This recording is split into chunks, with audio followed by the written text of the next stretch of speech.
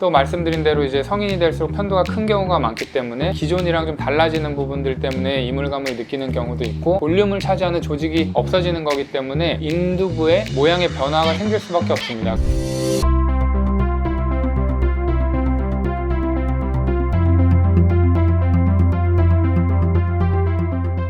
네, 안녕하세요. 닥터공TV 이용주입니다. 이번 영상에서는 이제 편도 수술 관련해서 몇 가지 질문이 있어서 그거에 대해서 조금 설명드려 보도록 하겠습니다. 네, 이거는 이제 사람마다 조금 차이가 있을 수가 있는데요. 차이라고 하면은 이제 편도가 얼마나 큰지, 그 다음에 이제 편도염이 얼마나 오래 지속되어서 유착이 좀 심하게 와 있는지, 이런 것들에 대해서 조금 수술에 영향을 미쳐서 수술 시간이 달라지는데, 예를 들어서 이제 아기들 편도 수술 같은 경우는 상당히 금방 끝납니다. 아기들은 이제 절대적인 크기 자체가 작고 염증을 앓았던 그 과거력이 길지가 않기 때문에, 유착이 심하게 되어 있지가 않기 때문에 빨리 끝나면 진짜 한쪽 떼는데 1분 내로 끝나기도 합니다. 반대로 이제 편도가 염증을 오랜 기간 앓았거나, 특히 이제 나이가 조금 있으면 있을수록, 또 편도의 크기가 크면 클수록 염증이 오래 지속됐다는 의미이기 때문에, 보통은 이제 편도에 염증이 오랜 기간 반복적으로 재발된 경우에는 조직이 조금 유착되어 있어서 떼기가 조금 어려운 면이 있습니다. 특히 이제 편도 주위에 농양까지 있었던 분이 있거든요. 농양이 있으면 째서 이제 고름 빼고 뭐 이런 과정의 치료 과정을 거치고 나서 편도 수술을 하게 되는데, 편도 주위 농양이 있었던 분들의 경우에는 유착이 아주 심합니다. 그래서 이렇게 잡아당겨도 이게 정상 조직인지 편도인지 잘 구분이 안 되기 때문에, 그런 부분에서 이제 아주 세밀하게 박리를 해나가야 되기 때문에 수술 시간이 좀 걸리고, 많이 걸리면 한쪽 떼는데 20분이 걸리기도 합니다. 유착이 심한 경우에는 세밀하게 조금씩 떼서 구분을 해나가면서 또 지혈도 해나가면서 해야 되기 때문에 시간이 좀 걸립니다. 또 말씀드린 대로 이제 성인이 될수록 편도가 큰 경우가 많기 때문에 절제 범위 자체가 넓으면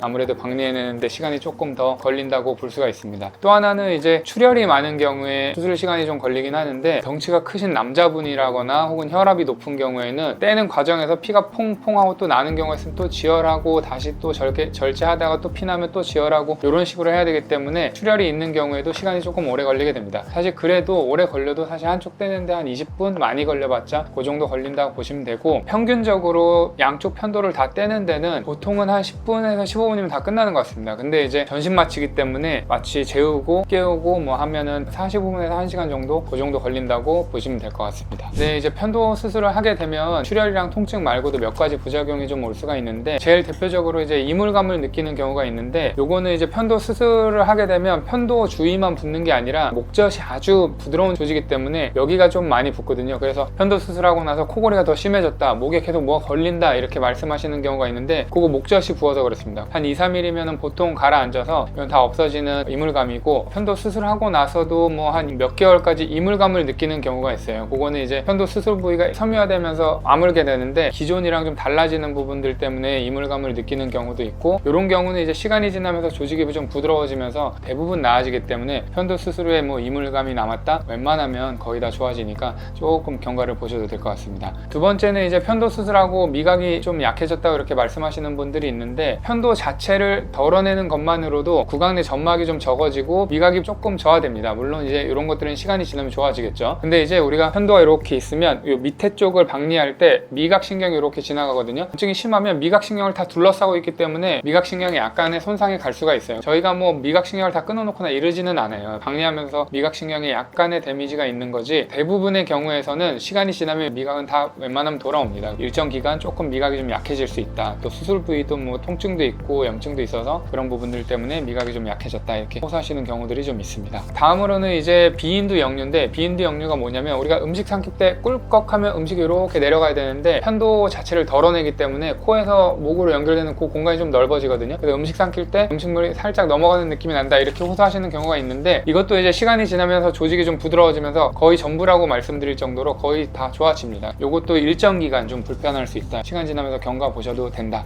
이렇게 이해하시면 될 것 같습니다. 그 다음에는 이제 음성 변화입니다. 음성 변화는 아무래도 우리가 편도 자체가 볼륨을 차지하는 조직이 없어지는 거기 때문에 인두부의 모양의 변화가 생길 수밖에 없습니다. 이론적으로는 음성을 낼 때 약간 음성 변화가 올 수 있다, 이렇게 수술 전에 설명드리긴 하는데, 사실 저는 한 번도 못 봤습니다. 알고만 계시면 될 것 같고, 키 드문 부작용이다, 이렇게 이해하시면 될 것 같습니다. 네, 이번 영상에서는 이제 편도 수술 시간이나 출혈과 통증 이외의 부작용들에 대해서 몇 가지 설명드려 봤는데, 추가로 궁금한 사항이 있으면 편하게 질문 남겨주시기 바랍니다. 감사합니다.